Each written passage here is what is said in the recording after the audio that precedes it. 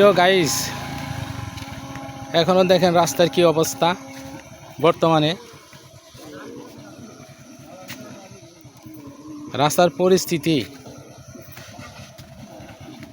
রাস্তা হচ্ছে এটা মণিপুর থেকে ফুলবাড়িয়ার রাস্তা। মণিপুর থেকে ফুলবাড়িয়ার যে রাস্তা সেটার করুণ দশা।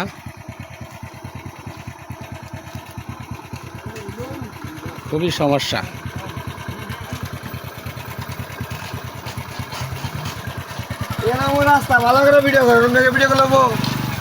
হ্যাঁ, দেখাইতেছি যে বর্তমানে সরকারের কি অবস্থা।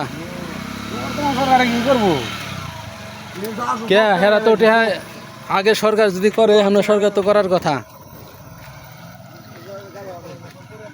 রাস্তার অবস্থা ফুলবাড়িয়া থেকে মণিপুরের যে রাস্তা দেখেন,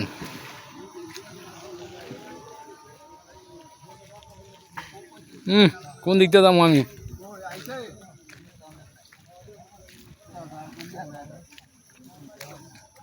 ভয়াবহ অবস্থা।